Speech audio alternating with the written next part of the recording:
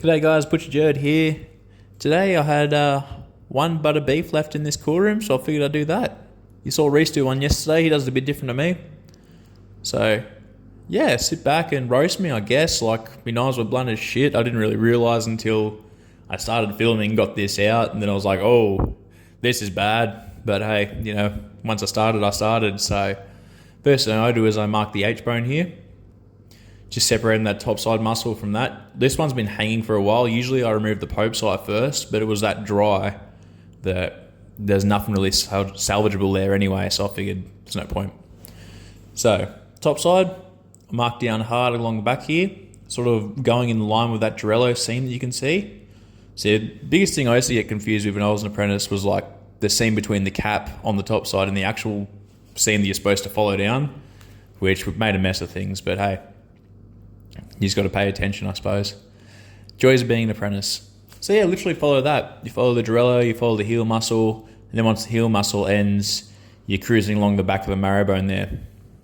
And that's it. So you get down to that ball and socket joint, you break the little bit of sinew connecting the ballish bone to the, I don't know what you call it.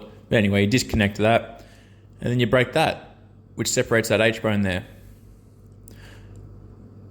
So after a fair few attempts of trying to cut this top side off, because my knives were blunt and I'm a bad butcher, we got it off.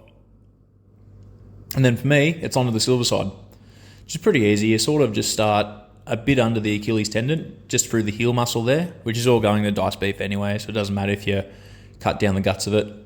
So we go through there, and then we wrap around towards the round.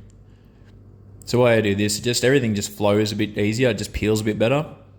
When I used to bone beef a lot, I found this was a much quicker way to do it. Once you got 30, 40 on the rail and you got to go and you got to get them done, this is generally a better way to do it. But these days, man, we don't do a lot of that. We just cruise. So in the effort of cruising, this video was cruising. Actually, it took me 3 minutes. I would have cried 5-6 years ago if I was doing a butter beef and it took me 3 minutes.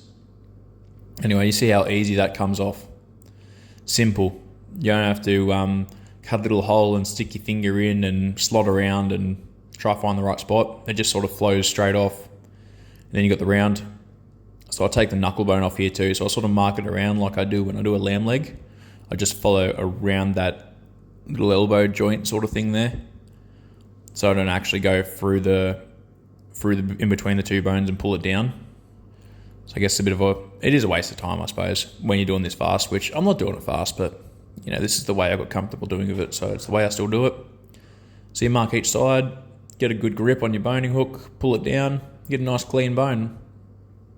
Just what we all want at the end of the day. And that's how I do a butter beef. So thanks for watching, and drop a comment. You want more videos? Let me know what you want to see. Cheers.